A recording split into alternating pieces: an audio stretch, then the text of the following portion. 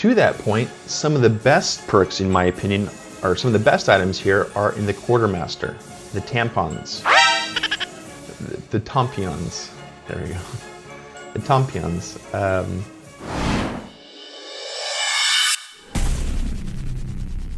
Welcome back to Mr. Boonall Gaming Master of Command, our tips and tricks video, episode 3. In the first episode, we showed you how to actually start the campaign, how to actually get into the game and begin it. Our last episode, we went a little deeper into the actual game screen, starting a battle, the basics of the economics. So before we jump into that, I am a new channel and I am trying to grow, so every like and subscribe you can give helps me out immensely. I do appreciate it very much. Thank you. So now let's go ahead and jump in here to the game and let's start talking about some of these mechanics a little bit deeper.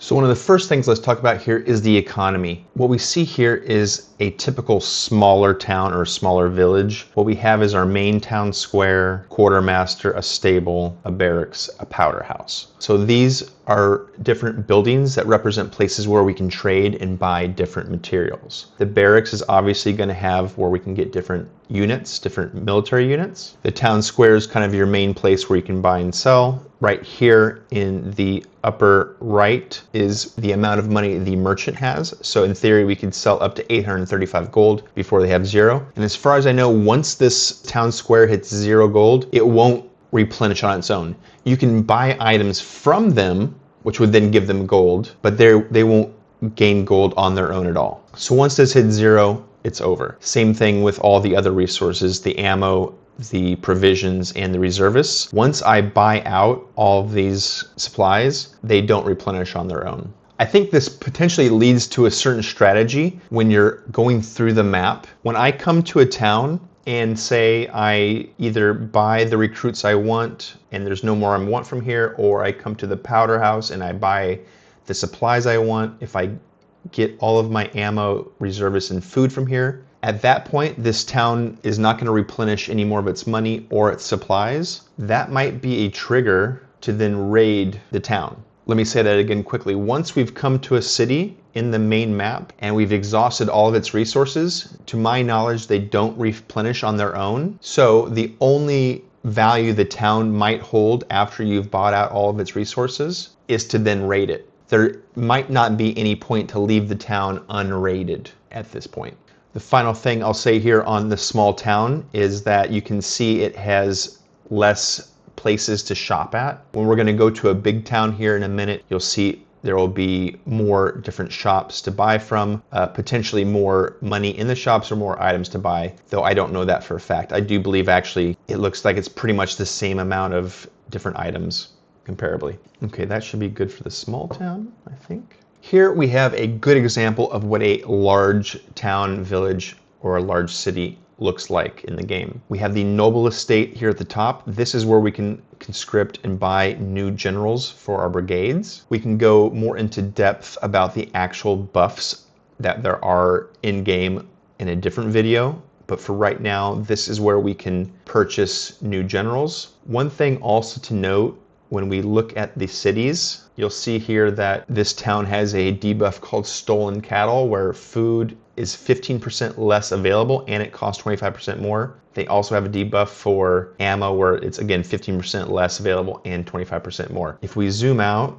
and we scroll over to another big city, we can see that there are some green buffs. So this city is going to have more items in the shop. However, it looks like the items are going to cost 20% more. Or I'm sorry, that's actually a buff for us. When we sell, we're going to get 20% less money when we sell items. Whereas we look up here, we get 20% more. So this is also where you can start thinking about your strategy. As you're marching through the big map, fighting, going to the different outposts, encampments, forts, different places to engage with the game, you're going to get more and more items to sell so that you can build your army up, right? Well, maybe it makes sense to not sell your items until you get to this town where you get a 20% better cost, right? Instead of selling it here where you get 20% less. If I come up here and sell my items for 20% more, I can come down here where there's more items and I can maybe buy more items because there's more options, right? So that's one way you can think about this larger map and how to move through, where to sell, what to sell. Also, going back to my other comment about raiding towns, once we've come into this town and we've sold everything or bought everything that we want, again, if we're not going to come back to this town and there's no more resources to pull from it, it might be time to raid it. So I think as we march through here, we're going to be raiding all the towns after we've pulled all the resources out of them. Okay, back here now at the big city, we've looked at the noble estate. This is where we can get our general units. All these different shops are going to contain different items we can get to buff up our armies, from weapons like cannons to swords and horses for our cavalry units. If we come and look at our army screen, our camp screen, and we look at a new unit, we can see here that they have 3 slots where we can start putting in buffs. We can look here and see what we have already from our first battle we fought. Basic canteens, basic buck and ball rounds. You'll start to notice that these have classifications of basic, good, excellent, and I'm not sure if there might be a poor. I'm not sure. I mean like the worn bayonets are basic, so I'm not sure if there is a poor, because these are some of the worst. You will notice here the excellent ones have a yellow glow to it, right? So one of the overall goals, I would say, is to get all of your buffs to be glowing gold as best as possible, is excellent. That's going to really help you buff your armies out. You may remember from a past episode where we talked about our army structure and how the commander is represented in our first unit in the brigade with his command radius around them. For that, I think it is a smart strategy to buff up those units, because if those units get crushed and die and lose a lot of men, there's a greater opportunity, I believe, for you to lose your general. And once we have a general completely specced out, we don't really want to lose them, right? So in my opinion, I want to keep this first vanguard unit the best as possible. As we go through the game, the entire brigade is going to get upgraded. But as of right now, I want to make sure that my first guy is upgraded. So to say that is, I'm going to go ahead and buy another slot here for 50 gold, and I'm going to move my bagpipe men in here. But before we do that, let's take a quick look. The excellent bagpipes are going to add +8 morale and +8 charge to our unit, which is pretty good, pretty excellent in fact. So if you look right now, our morale is at 42, and that is determined because our actual unit morale is 30. Our veteran status gives us a 1.5 plus, and the items we already have equipped gives a +10. Which brings us to a 42. Now, if I bring this guy in here, right, boom, we're now at 50, right? So our items give us an 18 plus 18. If we look in here, the haversacks give us 6, the cheese rations give us 4, and then now our bagpipes give us 8. That is just an example there of how adding different items and buffs that you can buy in the cities and win in battles are going to help make your armies extremely powerful. Also note, right, that these are level 1 veterans, and if we look again at our stats, the veteran, our level 1 veteran, gives us a 1.5 boost to morale. Now when that hits 9, we'll see how much of a morale boost that actually gives our men, right? It's going to be better. Finally, I'll quickly mention that out of all these items, there are things that are negatives, right? So looking through our items we have now, we don't have any major negative items. However, looking at the buck and ball round shots, we see that while equipping this would increase our accuracy by +20, it's going to reduce our max range by 34, which is a conundrum. This is actually a very interesting thing that we can maybe discuss in the comments below. +20 accuracy is pretty darn good. Minus 34% range is somewhat bad. Now that we've kind of reviewed how the different items fit into different army units and what the boost can kind of stack as, let's take another quick look at the different places where the different merchants we can engage with and buy at. So one of the things I do want to point out that I've had great success with is in the foundry. As of right now, we don't have an artillery unit bought or recruited, but when we do, and I would very much suggest looking into buying better cannons, stronger cannons.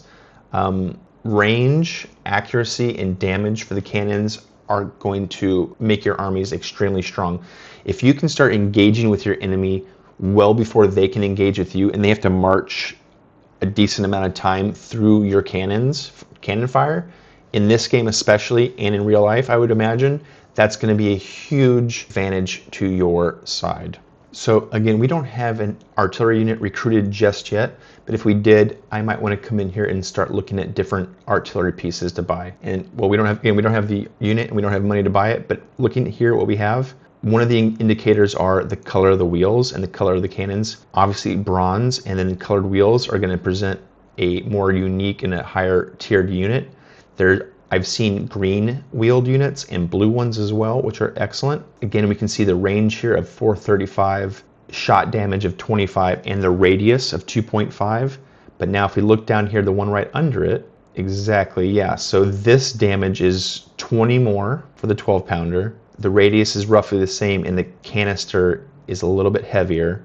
The range is slightly less, and the accuracy is slightly less, and reload speed is longer. So again, you have pluses and minuses for each one of these, and you have to kind of look through what makes sense for your army at the time for you. But shot damage and range, in my opinion, are going to be some of the best modifiers here. Engage the army as soon as possible, and when you're attacking, it has the biggest impact.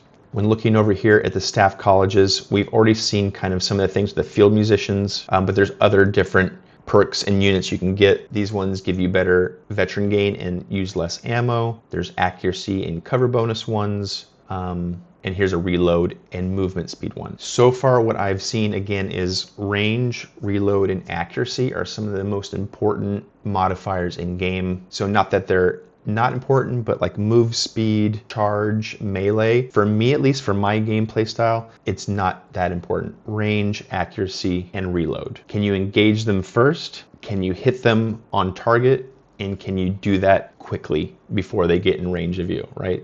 The more times you can, the more men you can take out of theirs before they can even engage you, the better. To that point, some of the best perks, in my opinion, or some of the best items here are in the quartermaster, the tampons. The tompions, there we go. The tompions, the ramrods, right? Boost your reload, boost your accuracy. And since this is still early in game, we don't have any excellent units. These are all basics still. But once you get into excellent units, again, you want to have all of your stuff be those glowing yellow units. It's going to have accuracy and reload and all that good stuff built in.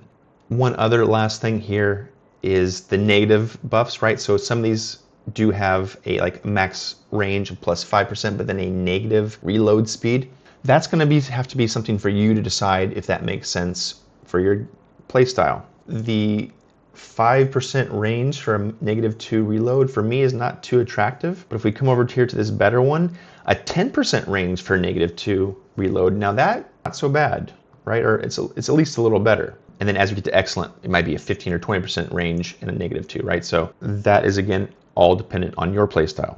That is a quick how-to to look at the difference between a small version of a village, a small town economy, and a large town economy, how these economies and the items you can buy there play into the actual units that you're playing with, and the different stats and specs you might want to look at. In the next episode, we might start looking at kind of how the perfect mix per army, per unit looks as we build out larger armies.